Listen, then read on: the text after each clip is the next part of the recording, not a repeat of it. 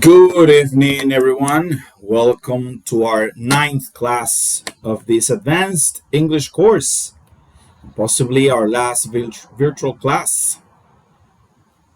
Good evening, guys. Good evening, Honai. Good evening, teacher, and July Good too. evening. Good evening. Good evening. How you doing, girls? How's everything? Fine. Great. You're complaining, guys. What is that? No, no, Huh? I'm fine. You're fine.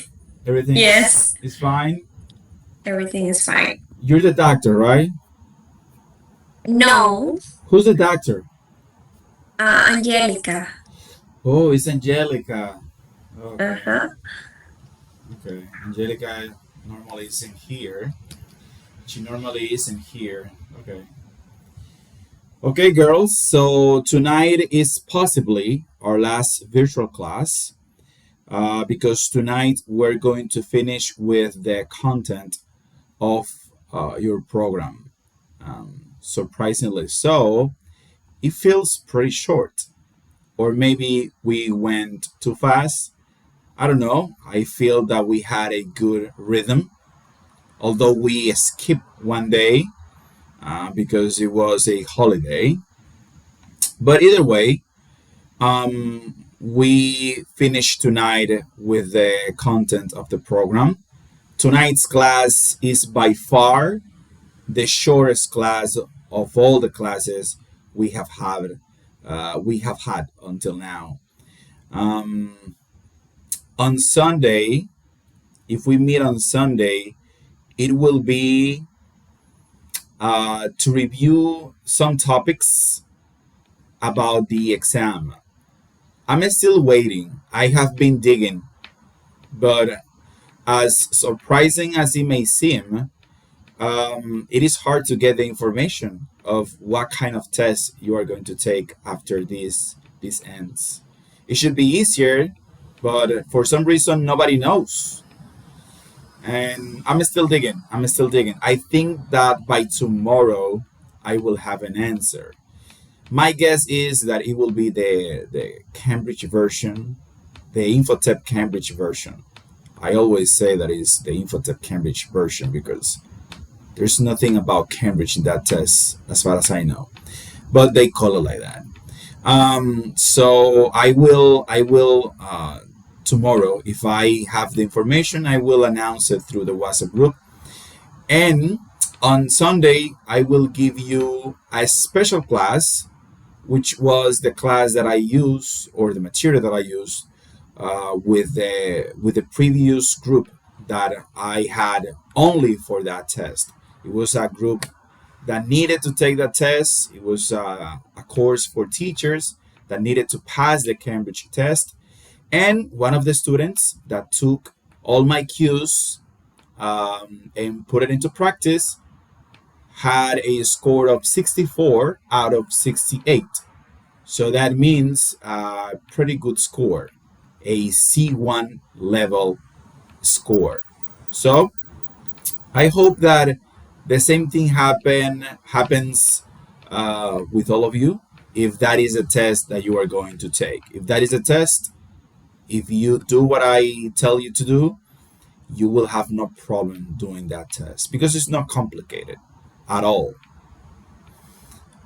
Okay, without further ado, let's begin. Remember that on the platform you have a practice that I uploaded on Sunday. Tonight I will upload the last practice because for the last review we won't have a practice based on that. I mean that will be unnecessary. But yes, I will upload tonight the last practice. This practice is going to be the longest one. I will give you an hour to do it because you will have tonight's topic and a little bit of everything we have seen so far. Okay, I think that is um, I think that is mandatory that I add a couple of the things that we have been studying through the past few weeks. And so it will be the longest one. You will have a text, you will have an audio. I will make sure that this audio is top notch, that this audio has some challenges, that it represents a challenge for you, because that's the idea. My idea is to challenge you with every practice. So this practice will have tonight's topics, which you will see are a few, and I will add all of the other topics. You know, just 5 questions or 3 questions per topic, and I will emphasize those that I think are the most important, for you to face your following evaluation or test. Okay, with that being said, let's begin. Let's begin. Thank you, teacher, for the information. Okay, my pleasure. Okay, so in our previous class, in our last class, we talked about the conditionals, one of my favorite topics. And tonight we have a couple of exercises, not too much. So let's start our way. Here we have to choose the correct form. Pretty easy. So let's do this in pairs, right? So who wants to tell me number 1 and number 2?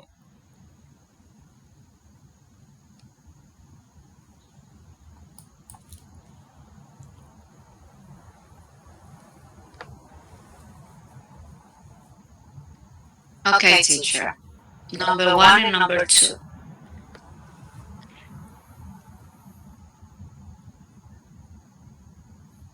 Everybody listen me? Yes, we can hear you. Okay. If the weather cools to 0 Celsius, teacher, say this. 0 Celsius. 0 degrees Celsius. Okay, 0 degrees Celsius, it freezes. If she studies, she will pass the exam.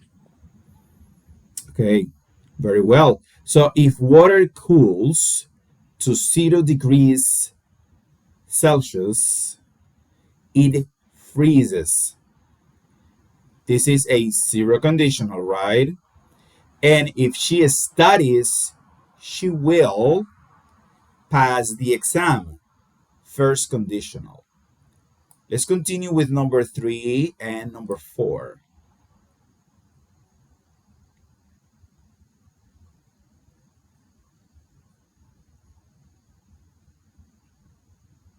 Me, teacher. Okay.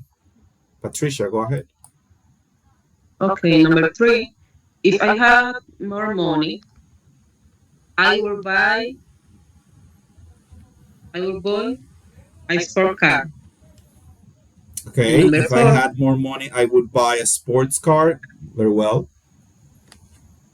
Number 4. If they had left early, they would have arrived on time.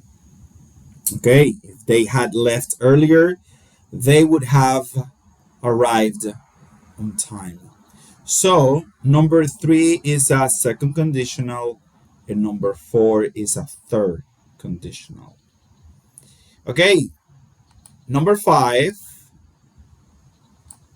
and number 1 here. 5 and 1. Me, teacher. Okay. If I had studied engineering,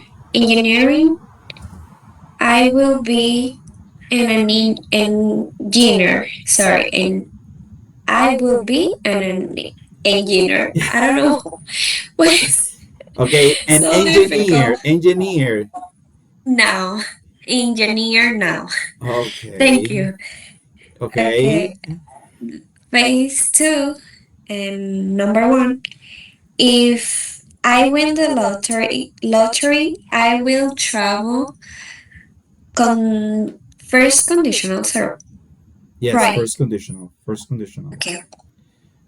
Okay, so if I had studied, you're welcome. If I had studied engineering, I would be an engineer now. So this is a mixed conditional type A because we're talking about how the past would have affected the present.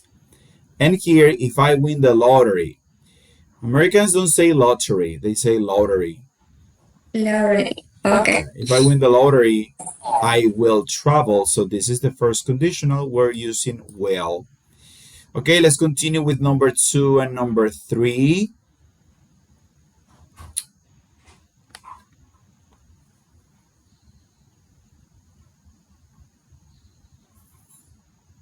Number 2.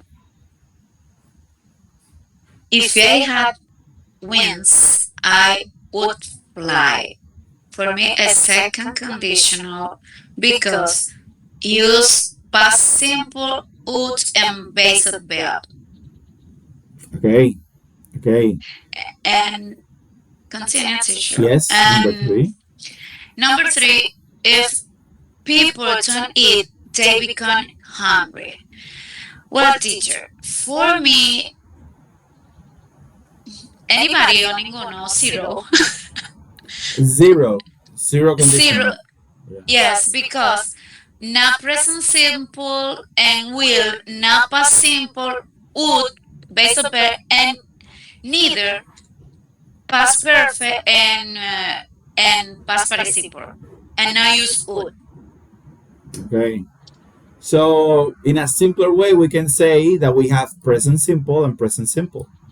So, we have a zero conditional. Ah, yes. Yeah. So, if I had wings, I would fly, second conditional. And if people don't eat, they become hungry. This is a zero conditional. We're talking about we can say we're talking about a fact here. Okay. Because this is what normally happens. If you don't eat, you get hungry. Okay, let's continue with number 4 and number 5.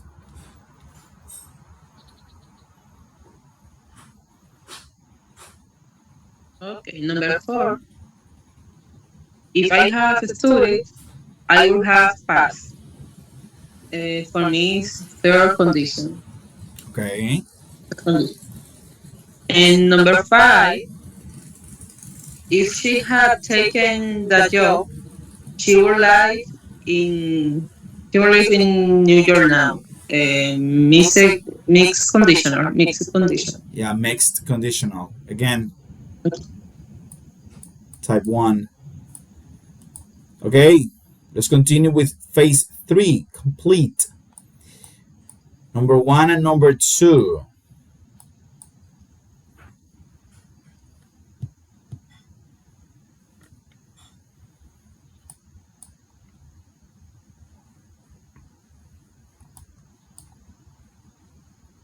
Tell me, Jadais. Okay, number 1. If I were rich, I will buy a chat. Chat. Yeah. Or chat? Yacht. Okay, sorry. If they study, they will pass. Okay, well done. So if I were rich, I would buy a yacht. Second conditional. If they study, they will pass. First conditional. Number 3 and number 4. Number 3 and number 4.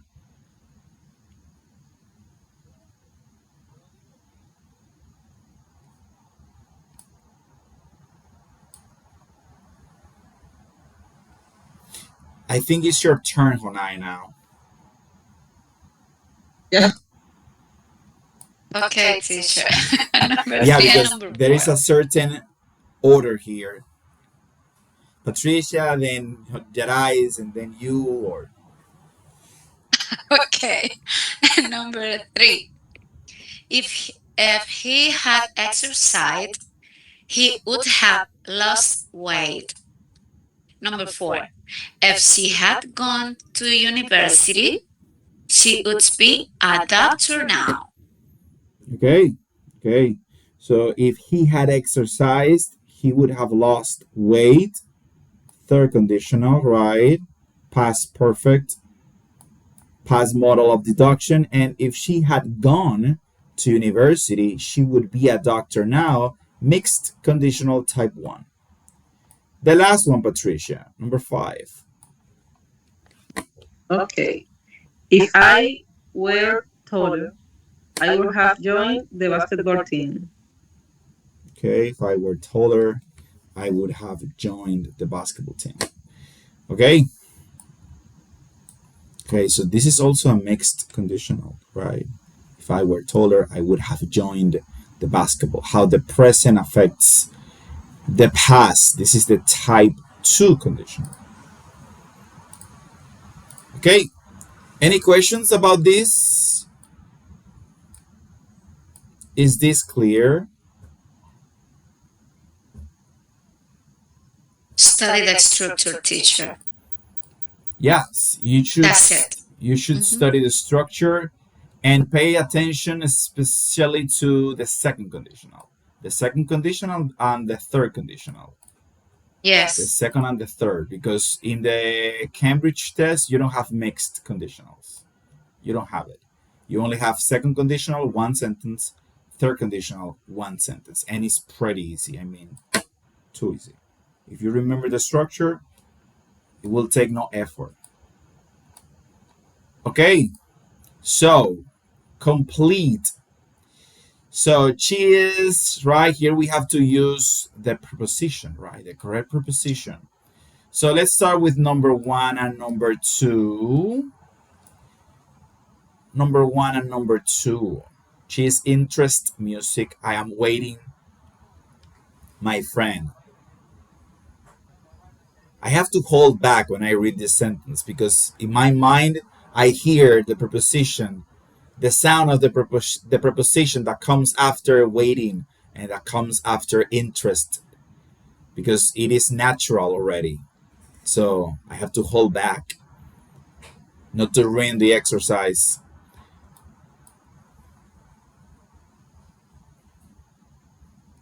Tell me, Yarais. Okay. She is interested in music. I am waiting for my friend. Muy bien, she's interested in music and I am waiting for my friend. Okay, let's continue with 3 and 4.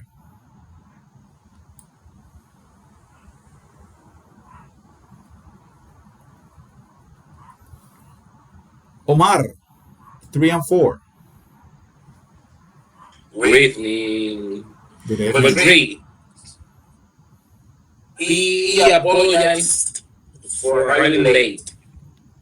They are good in soccer. Good in At soccer? soccer. At soccer. At soccer. Good at soccer. Sorry. Remember, always at. Good at. They are good Yes, at yes. soccer. Well done. Good at. Omar, since you're there already, number 5 as well. Okay, number 4.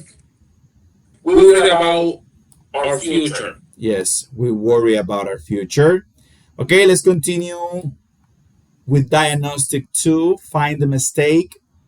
The mistake is already highlighted. We just have to switch the preposition, change it. So number 1 and number 2, I believe on you. Sounds so weird. She suffers with headaches.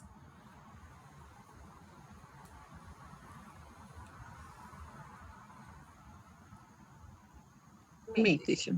Okay, Patricia. Number 1, I believe in you. And number 2, she suffer from headaches. Yes, from headaches. This is a weird, maybe at first, a weird use of from, because we normally use from to know about or to ask about origin, right? Where does a person come from? But Americans use from for other things. And this is one of those things or sentences where they use from to talk about origin. So she suffers from, in this case, the cause or the disease or the illness is headaches. She suffers from headaches. And I say it's weird because it might not be like intuitive to know that from goes here. You need to know that beforehand. At least in my case, that that was what happened at the beginning when I was studying this. From sounded weird, so I had to make sure I remember it. Now it doesn't, but at the beginning it sounded really weird, like from. Okay, let's continue with number 3, 4, and 5.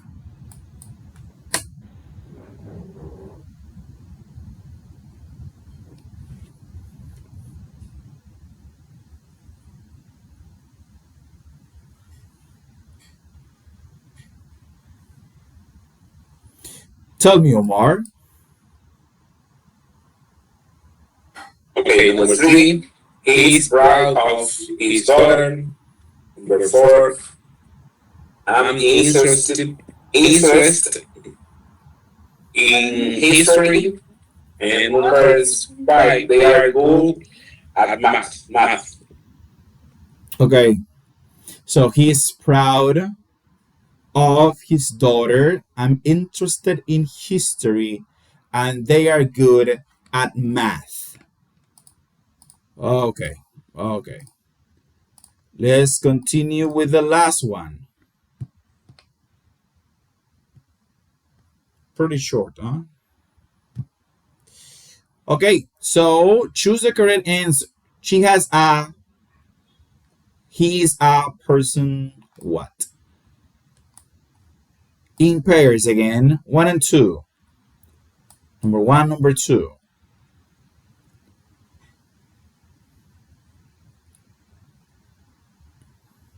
Tell me, Omar. Number one, she has a full-time job. Oh, Letter B, A. part B. Yeah, letter B. And number two, he's a narrow-minded person. Number eight, Number 8. yes. Are you sure we have letter A, letter B, and No, letter no, C? sorry. Number B. Letter B. Letter B. Sorry. Yeah, letter B, letter B. Narrow minded. So remember that we use this compound adjective with this hyphen when we have a noun. Job is a noun, person is a noun. So we use the compound adjective linked by a hyphen. Full time, narrow minded. Okay, let's continue with 3 and 4. Tell me, Yarais, 3 and 4.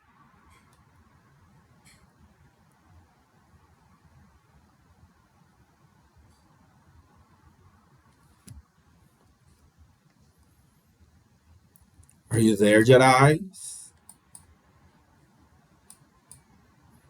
Apparently she's not there. I'm sorry, I'm here. I'm here now. Oh, okay. Sorry, I was in the bathroom. Um, number 3 and number 4. Yes. Okay, and then sorry. One moment. We need a short-term solution, and oh my god, the letter A. My English today. Oh my god. I repeat. Okay, number 3. We need a short-term solution. And number 4. She is very good looking, right? Okay. She is very. I hear this expression. You I have don't know heard where. this expression? She's very good looking. Okay, you have heard it. Yes, yes. Do you know the meaning of that? Like, muy bonita. Se ve muy bien. Okay, so muy bien. Yeah, good looking. Okay. Good looking can be used with a male or a female. We can say that a man is good looking, and we can say that a woman is good looking. Yes, the way I was I don't know how to explain. Well, it's okay. Fue one moment.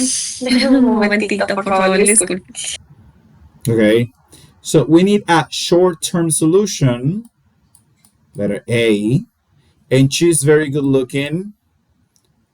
This is the answer. Good look or good look. These two expressions don't exist in English.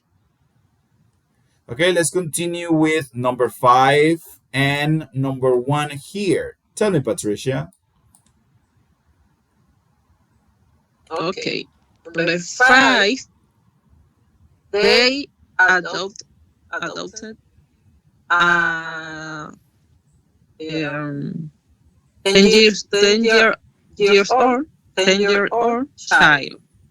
That The is option uh-huh. B. B, 10 year without the 10. S. Mhm. 10-year old. Okay. Okay. And number 1, the other exercise, the plan is for a short-term project. How can you rephrase this sentence, Patricia, using this as a compound adjective? Did you watch our last class? No. Okay. You need that in order to do this. Who can help Patricia with, well, let me give you another one. Number 1 and number 2. So we have short term. This sentence is correct, okay?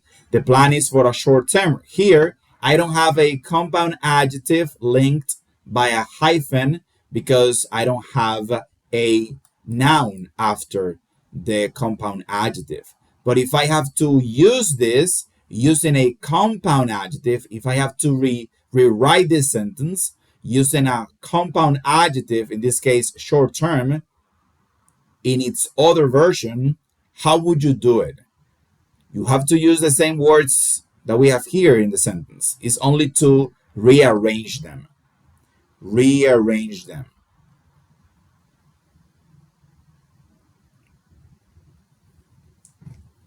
Maybe you have to add 1 or 2 more words in order to make a full, comprehensible sentence. Who knows how to do it? Who wants to try? Don't be shy. What's the worst that can happen?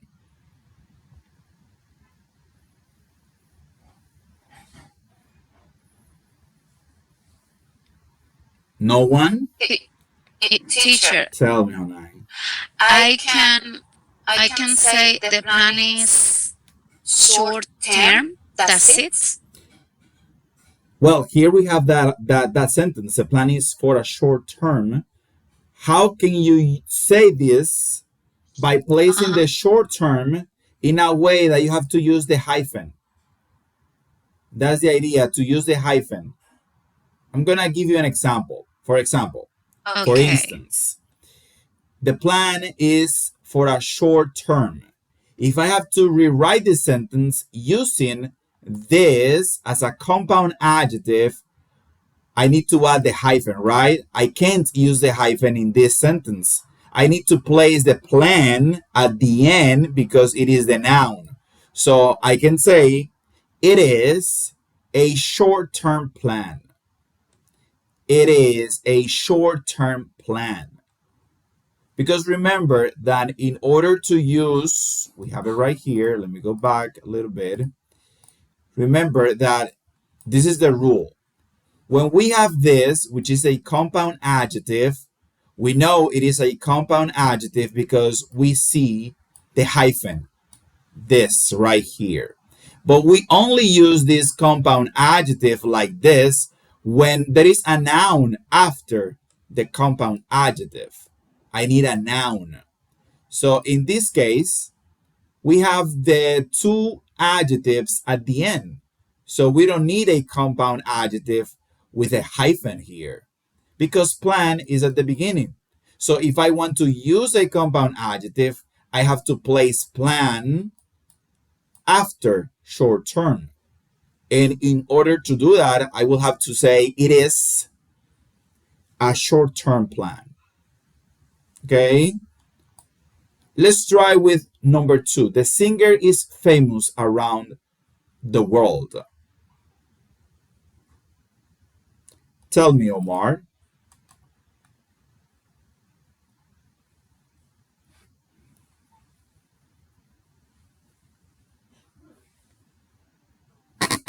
Omar, if you are talking to us, we can't hear you. Sorry. I think the second one will be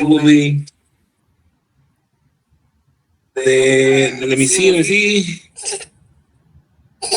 He's he's world famous singer. I think. Okay, okay. Um, well, we can say too the singer is world famous, or he is a world famous singer. Another variation, he is a world famous singer. Just to keep practicing with the rule, because there are exceptions to that rule when we are describing something. But here we can say he is a world famous, which is a common compound adjective in English. He is a world famous singer. Okay, let's continue with number three. The boy is 10 years old.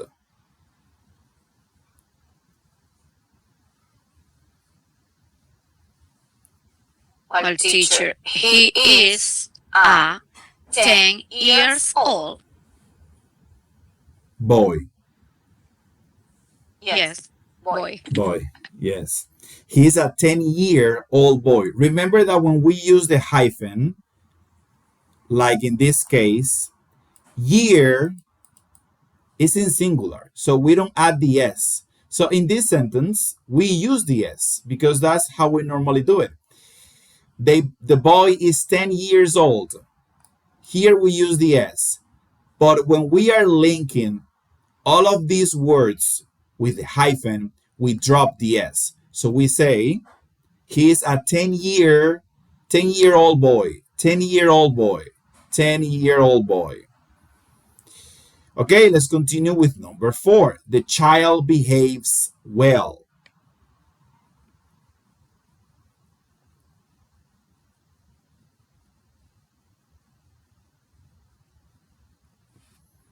The child is well behaved. Behaved, yes. The Yes. child is well behaved.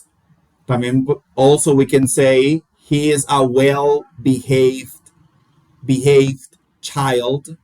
He is a well behaved child, or the child is well behaved. The last one, the employee works full time.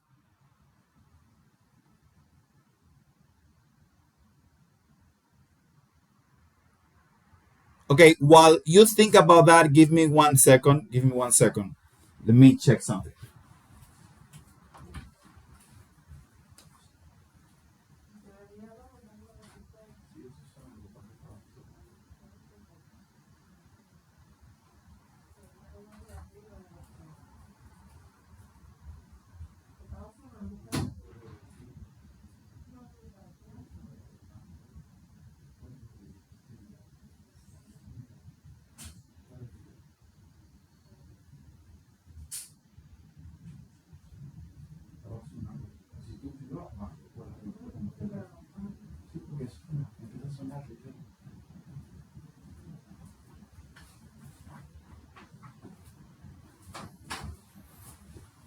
Okay, I'm back.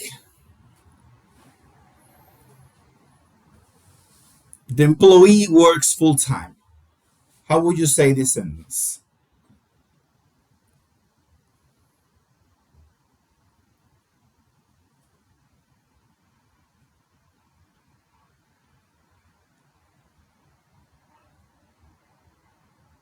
Tell me, Honai.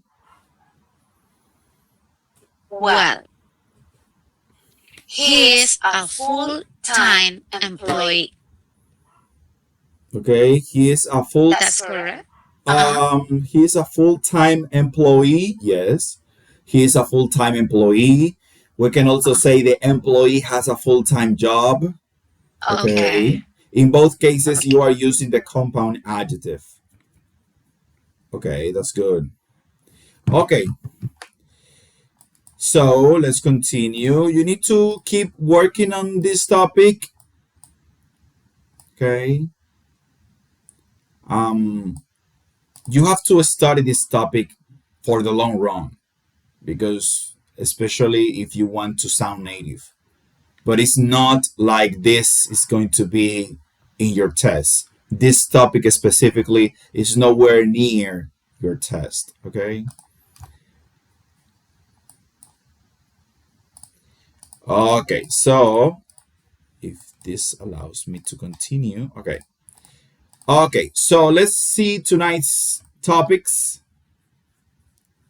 Although this list looks long, it is not long. You will see.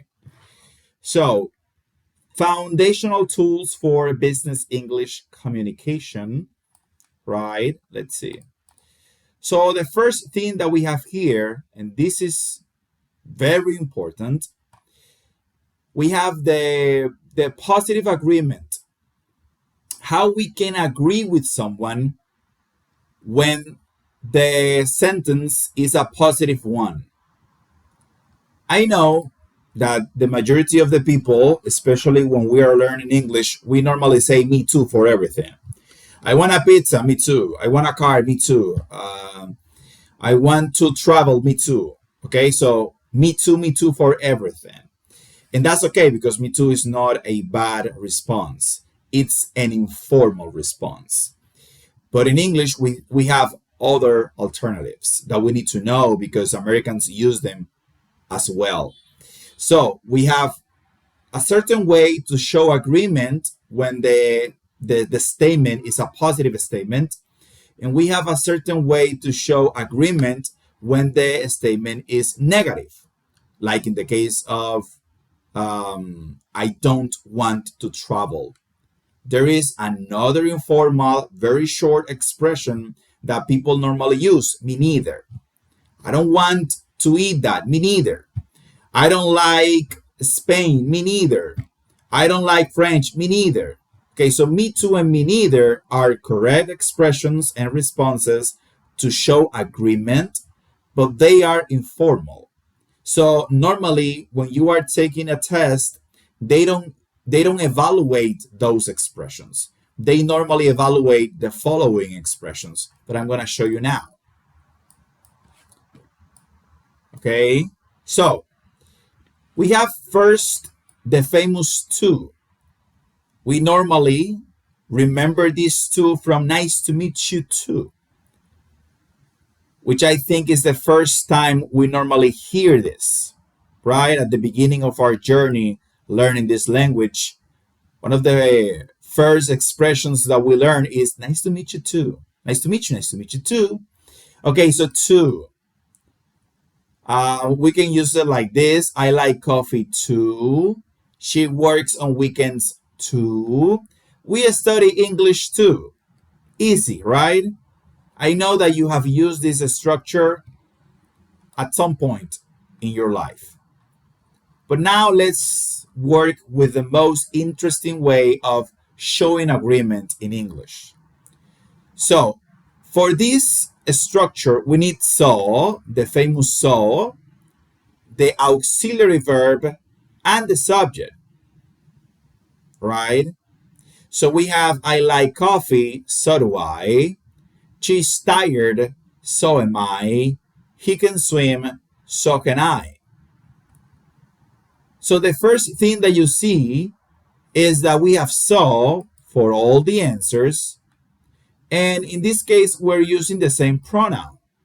That doesn't mean that you can't use another pronoun. It will depend on the sentence or the agreement you are trying to express. But let's not get far ahead and let's just stick with what we have now. So, in these kinds of structures, the agreement needs to match the tense of the sentence. What do I mean by that? What I mean is, for example, I like coffee is a present simple sentence, right? Present simple. We know that present simple has an auxiliary, right? That auxiliary is the verb to do. But we normally don't use that auxiliary in an affirmative sentence in present simple because we don't need to. But in order to show agreement in this particular case, I have to summon that auxiliary and use it to show that agreement. So I like coffee, well, present simple, I say so do I. In the other cases, it's even more, is even simpler. So she is tired. Here we can see the verb to be. So in my expression of agreement, I have to use the same verb. Obviously, the verb has to match my subject, in this case, I. But it is from the same family, right? They belong to the same verb to be. So she is tired, so am I. In the case of the third sentence, he can swim, we have here the modal verb can. So I have to use again the same verb. So can I. So this applies to all the verbs we can think of. He can swim, so can I. He could swim, so could I. He would swim, so would I. He should swim, so should I.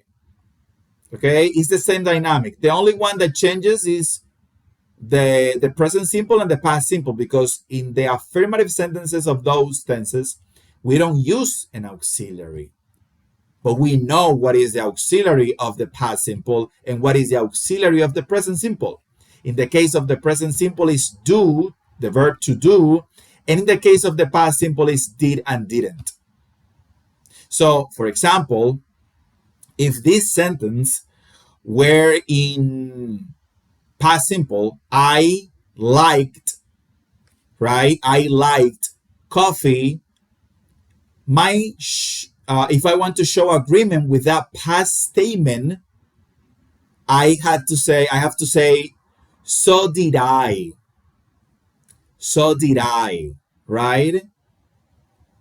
And so on. Here, more examples. I am tired, so am I. Right? I like pizza, so do I. A present simple tense sentence. I work here, another sentence in the present tense. So do I. You see, I have to summon. The auxiliary because it is not present, but it is the auxiliary of the present tense sentences. I can swim, so can I. I have a car, so do I. Remember that have, in this case, is a normal verb. It is not an auxiliary like in the present perfect tenses. So this is a present simple sentence. So I have to use the auxiliary, which is do. And that's the way that we formally express agreement when we have a positive sentence. Is that clear?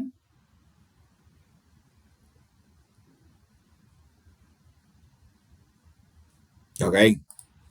Let's continue with how to show. Sorry, teacher. Sorry, teacher. Excuse me. Of course. I think you said when the simple sentence is in the past, we have to use the answer is in the past too. Yes.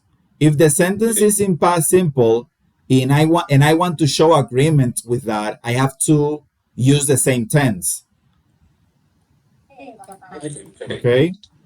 So if the person say I liked coffee, which means that that person doesn't like coffee anymore but used to like coffee, and I am in the same situation because I used to like coffee, I say so did I. So did I. I say so did I because Wonderful. Americans don't say so did I. They say so did I. Okay? The same thing happens with so do I. They don't say so do I, they say so do I. Okay?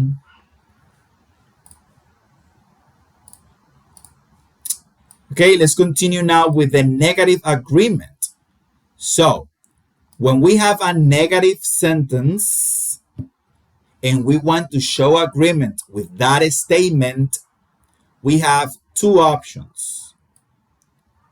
We have either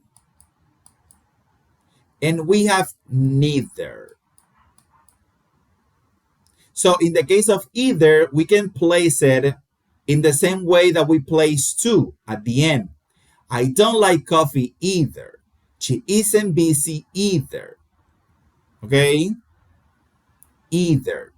So as you can see, pay attention to this. As you can see, the sentences are in the negative form, right? They are negative sentences. And we can identify the don't and the isn't.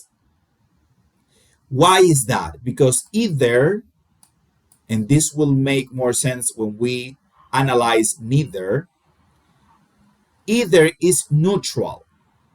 We can use either in different ways in English. It is not limited to answer negative statements. We can use either when we have more than one option too. So in this case, when we use either, we need to have the sentence in a negative form. Why is this important? Because neither is different. So in the case of neither, I don't need to add a negative structure with neither because neither is like never. I don't know if you know, but never is an adverb of frequency. And when we use never in a sentence, we don't add another negative element to that sentence because never is already negative in English. Okay? We say, I never cook, right? We don't say, I never don't cook. We don't say that because never is negative. So we don't have to add another negative statement. The same thing happens with neither. Neither is purely negative. So when we use neither, we don't need to add another negative element because if we do that, we will have a contradiction. So we say neither in the same way that we use so. But in this case, to show agreement with negative sentences. So I don't like coffee, neither do I. You see, here I'm using don't, but here I have do. Why? Because neither is already negative, so I don't need to add it again. She isn't tired, negative, right? Here I have neither am I in a positive form because neither is already negative. Okay? So we have either and we have neither. They are different. You can't forget that because this is in your test. Okay? This is in your test. Okay? We have these two for either. I don't either. For example, if Patricia says, I don't like German. I can reply to show agreement because I don't like German either. I can say I don't either, right? Or I can say neither do I. Both are correct. Both are possible. You can choose whichever you like. Okay? Is that clear?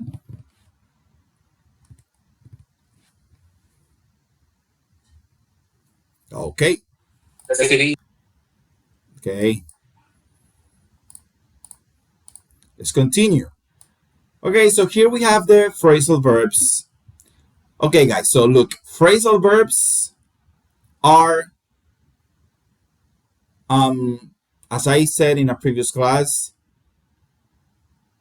very important in English, but there is a problem with the phrasal verbs. Americans have Americans have hundreds of phrasal verbs. Hundreds. Okay? Too many. So here you have a handful of phrasal verbs, just so you can get the idea. The most important part of this right now is that you remember that when you have a phrasal verb,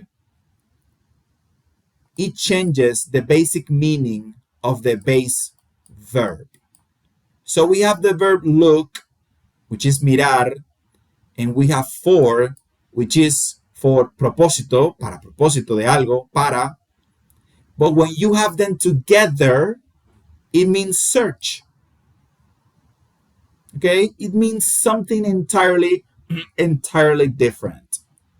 Based on what? Well, Americans created this meaning. Okay? So that's what you can't forget about phrasal verbs. We don't have to create new phrasal verbs.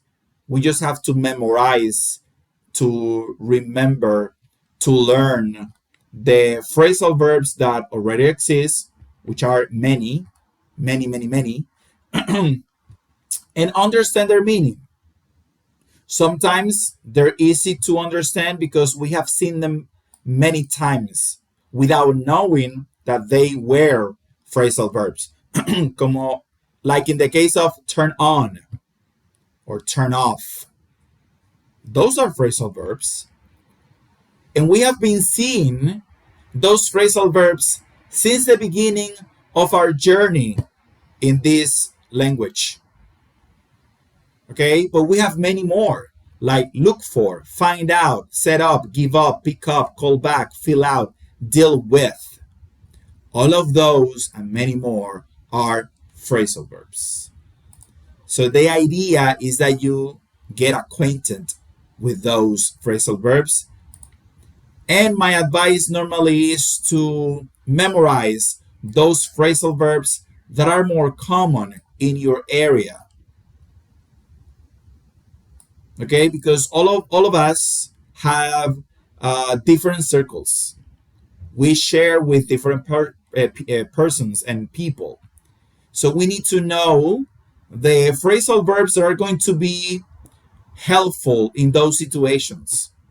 Because if we start memorizing all of those phrasal verbs, we won't use them because we won't remember that many phrasal verbs.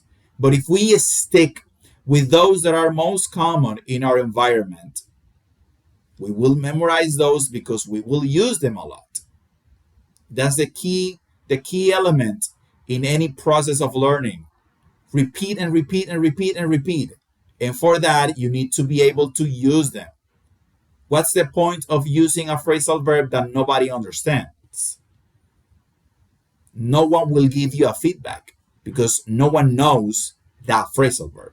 So you need to use phrasal verbs that are common, and when you dominate those that are common, you can move on to other phrasal verbs less common. Okay, so in the case of the collocations, the same thing. Okay, So collocations are words frequently used together to sound natural to native speakers. So in the case of us, um, we come from a Spanish backdrop, right? Spanish is our main language. So we normally try to make sense of a expression in English when we're translating, sorry, or when we are speaking with someone and we don't know the precise expression, we we use the Spanish as a platform to build that sentence. And from our perspective, it makes total sense, right? Because we are using the Spanish as a backdrop. But for Americans, it doesn't, okay? Because they have some ways of putting those words together. For example, they would say positive attitude, and maybe you think it's a strong attitude. Open-minded person, but you think it's open person. Or a strong personality, powerful personality. Or Americans say friendly behavior, but you think it's happy behavior. Or bad attitude, and you think it's ugly attitude. So these are the ways that they normally pair these words together. And these are the ways that when we're learning English, we tend to pair them. So when they hear us speak like this, they know that we're not native speakers. Okay? So that is the purpose of this small lesson, to know about collocations and to try to know as many as you can. Again, by watching TV shows and movies, you can get acquainted with the most common collocations in English. Okay. Here we have positive traits like positive attitude, open minded, hardworking, friendly, motivated, responsible, confident. These are traits. Traits are characteristics. And negative traits like rude, lazy, impatient, unfriendly, negative. For example, she has a positive attitude. John is hardworking. He is open minded. Okay. Okay, we're almost done. So here we have, just to give you an idea, okay, just to give you an idea, the core lexicon for the professional ecosystem. So these are the terms that we normally use in a company environment. For example, the employee is the worker, the employer is the company owner, the manager is the supervisor, the client is the customer, right? The company is a business organization, the department is a division, the meeting is work discussion, and an interview is a job meeting. A salary is a monthly pay, a profit is money earned, promotion is a better position, and deadline is a final date. I think that I used deadline on Sunday. Well, you have a deadline tonight too. Okay, so we have a lot of terms in this ecosystem. But for now, this suffice, okay? For now, this suffice. Okay, and last but not least, here we have, I hate when he happens. Okay. We also have this. Organizational acronyms map the corporate hierarchy. So we have these acronyms that are very common. Even here in Dominican Republic, people like to call themselves CEO because it sounds fancy maybe.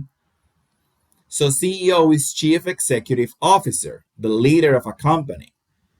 We also have VP, which is Vice President.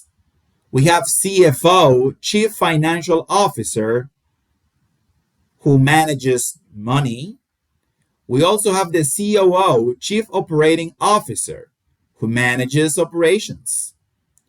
We have HR, which is Human Resources, manages employees.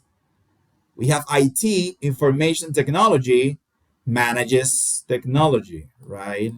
It's in the name, as Americans would say. PR is Public Relations. PR handles company image. CEO, BP, HR, IT, and PR are very common in TV shows and movies.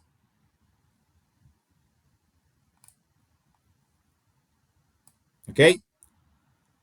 This is basically just to give you an idea of the anatomy of a professional telephone call. When we are answering the phone in a company, there's some things we can't do, and there's some things we should do. Like, for example, good morning. This is John speaking. How may I help you? How may I help you? This is the polite way of answering a phone call in a company. May I speak to Sarah? Could you connect me, please? Connect me. Please hold for a moment. No, wait. Hold. Please hold for a moment. Can you hold, please? It means the same as wait, but it's polite. Can I take a message? I'll let him know. Thank you for calling. Have a nice day. Right? If you have worked in a call center, you know about this a lot, right? Okay, so this is the last one. So normally, when you are navigating call roadblocks and etiquette rules, you have to remember that you have to answer politely and introduce yourself, speak clearly and don't interrupt, listen carefully and confirm information, and take accurate messages and end politely. For example, we don't ask, who are you? We ask, may I ask who is calling? May I ask who is calling? We don't say, wait. We say, please hold for a moment. Just to give you an idea, okay? None of this is in your test. The only thing here in your test is the first topic. So do I, so am I, neither do I. Okay? That should be your main worry. Your main worry. This topic right here. But this is common knowledge, and we need that too. Okay? Do you have any question, guys? Any questions? Is everything clear?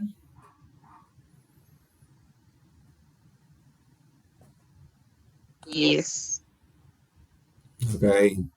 Okay, guys. So, as I was saying at the beginning of the class, I will upload tonight your last practice, or tonight or tomorrow during the day, because I will give you more time for this last practice, okay? Because it's going to be the longest one. So in this last practice, you will have tonight's topics, and we will add to that all of the other topics we have seen so far, okay? Practically the whole course.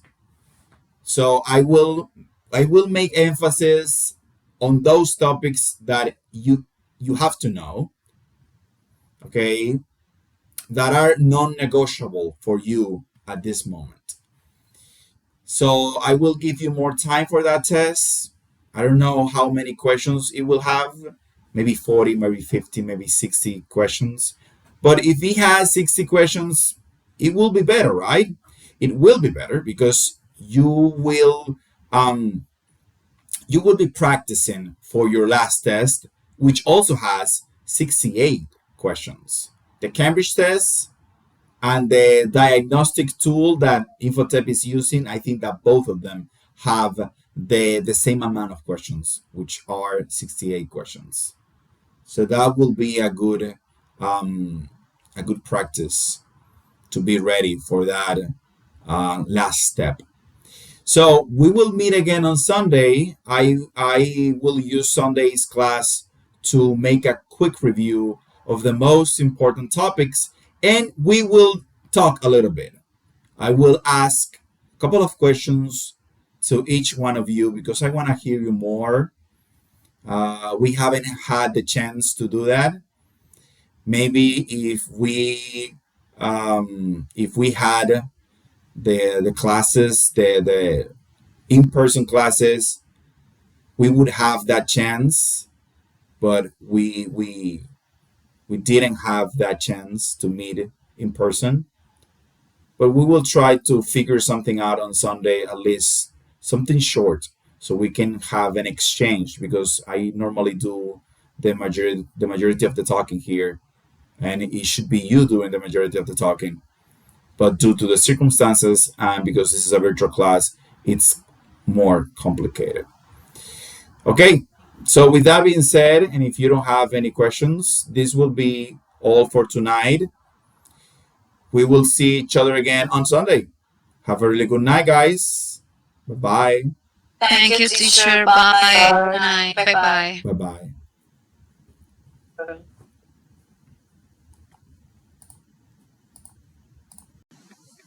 Bye bye.